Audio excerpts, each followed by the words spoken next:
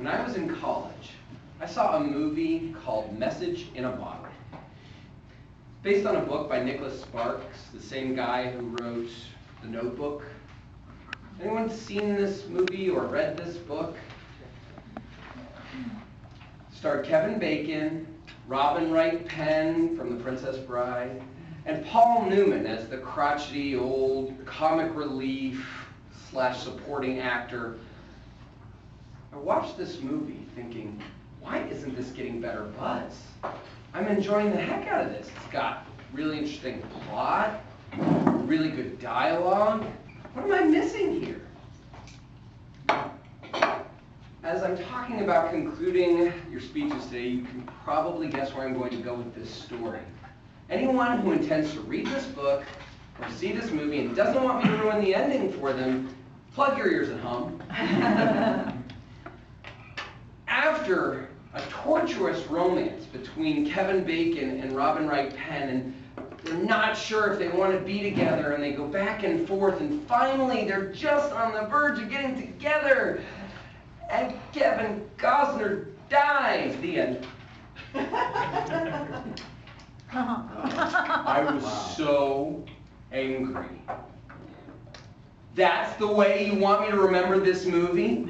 I invested all this time in all of these characters, and for no purpose I could see, you decided to kill off Kevin Costner? It ruined the entire experience for me. It changed my experience from wanting to go out and tell other people, you should go see this movie. Great date night, really cute, good acting, to no point. Stupid. A needless tearjerker.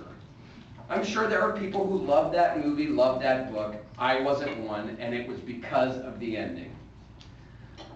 It's very important to have a strong conclusion. It can make or break your speech. Toastmasters has this Better Speaker Series presentation.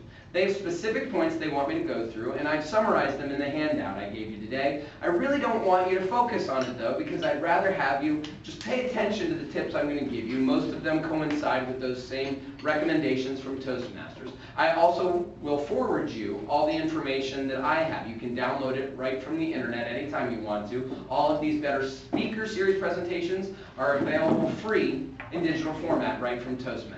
If you have any question on how to get those, let me know. But as I said, I'm going to forward you this presentation directly so you have all these materials. Just to give it the lightest of brushstrokes of why you need a great conclusion. Well, people need closure. If you just give all the points of your speech and say thank you, people will leave with the sense of, what did I just hear? Why was that important? Meanwhile, if you end, even with words very well coined, such as in conclusion, or in summary, or I'd like to leave you with, something to let people know it's now time to pay attention, because I'm going to let you know the things you need to remember about my speech, or make a point that should drive my speech home to you. That's very important and lets people know this is the conclusion, it's important, pay attention. You also want it to make an impact. That conclusion, if it doesn't make a strong impact on the people listening to it, they probably won't remember it. Meanwhile, a very strong conclusion, it's possible that even if nobody remembers anything about your speech, a really good conclusion can resonate with people for months, even years afterwards. And lastly, make sure it doesn't take a long time. Toastmasters recommends 5 to 10% of your speech. Isn't that easy to do, the math on 5 to 10% of a 5 to 7 minute speech? How many seconds is in my 5.5 minute speech? What's that times 10%? My good rule of thumb is just make sure it's under a minute. 30 seconds is best. You can make a really strong impact in 30 seconds to a minute. Keep that conclusion to less than 5 to 10% or under a minute as your rule of thumb. What are some great techniques for closing a speech? This is what I really wanted to know. How do we really wrap up a speech? 6 specifics from Toastmasters, and I'll give you examples from each one. Using a quotation right off the bat is a really good way to summarize a speech, especially if it drives the point home. It doesn't have to be something everybody knows, like, ask not what your country can do for you.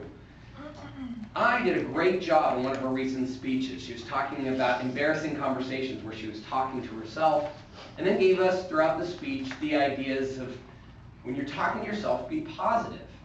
She ended with a quote that said, and I'd like to quote it directly, "No one is more influential in your life than you are, because no one talks to you as much as you do. What will you say to yourself next?" What a great point to leave us on for talking to yourself positively. She didn't even quote the person who said it. It may have been an anonymous quote. It may have been something she read in a book. She didn't quote it. It would have been helpful if she had, but just the quote itself, it gave her the authority of someone else who had looked at this, credentialized her. Quotations that drive home the speech's message, very powerful.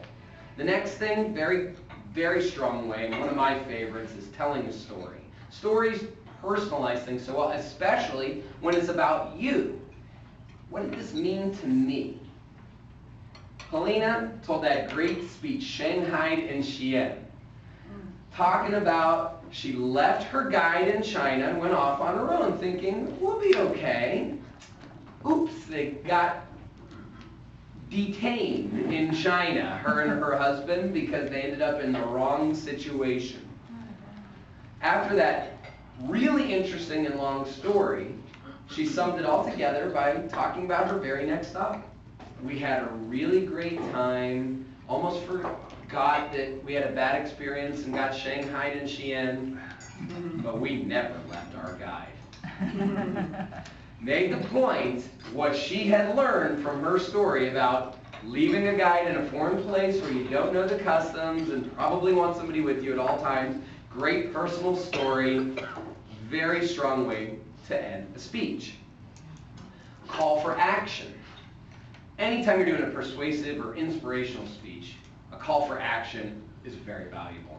Kathy, in her speech for the International Speech Contest, she talked about how a family member had been sexually assaulted and finally murdered, and how if they'd have just paid closer attention to some of the warning signs of what was happening with the sexual predator, maybe it wouldn't have happened. Her call to action was be there for your family members, for your young ones. Let them know that you want to be a part of their life and that anything that's going on, you're there for them.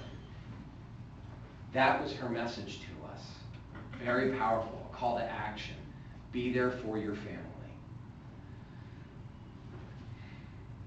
That's a really good speech, Kathy. Ask a rhetorical question. This one I have trouble with, but I thought about Thomas's speech that he used for the International Speech Contest. You're going to be seeing a recurring theme here. The International Speech Contest, Thomas talked about lessons learned from her first job. Thomas, you didn't end with a rhetorical question, but because your title was Lessons Learned from a First Job, I actually thought it lent itself to that type of closing.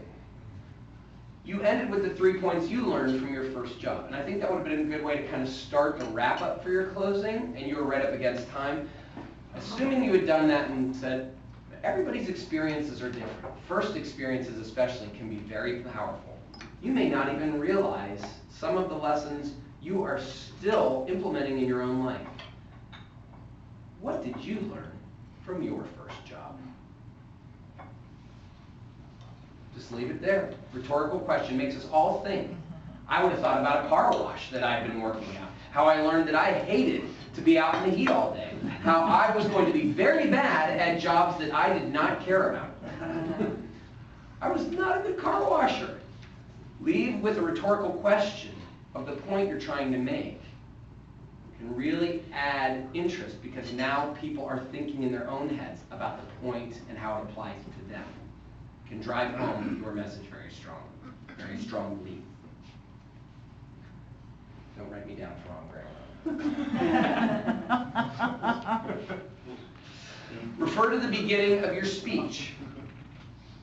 Scott did that in his international speech. Have you ever had some really bad advice? That was how he opened his speech, talking about getting really bad advice when he was young. Towards the end, what advice would you give your 12-year-old self? It was a callback to the really bad advice opening.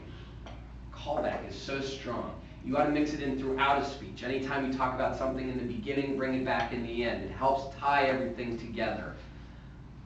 Callback in a conclusion can be a really strong way to bring it full circle, right? I opened here, I'm closing here. That's a great way to conclude a speech. Scott used it beautifully. And summarize your main points. I wasn't here last week, but I know from watching the video, and that's how I got all of these tips, by the way, and how I know all of you did these things. Michelle, her speech title was 4 ways to drive people to your website. It's pretty close. What did she do for the end of her speech? She listed, again, the 4 ways to drive people to your website. These are the 4 points. It was an informative speech. This is what I want you to remember. I elaborated on those already.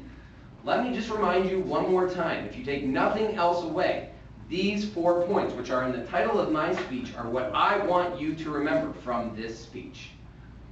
Beautiful way to summarize, especially in an informative speech where there are specific bullet points you want us to remember.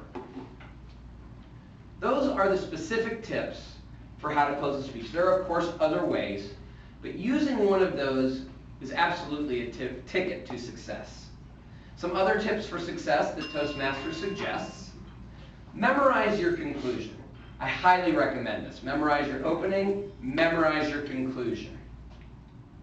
If you don't have it memorized, is it because you are not quite sure what it is? That's not a good thing. Write that conclusion out. Practice it, practice it, practice it. Memorize it. End on time. We have timed speeches in Toastmasters. Make sure you're finishing when you are supposed to. Don't add during the conclusion. You've got this great conclusion all written out and it's perfect. Oops, I forgot something I wanted to say in the body of my speech. I'm going to add that in the conclusion too. No, nobody here knows what you forgot.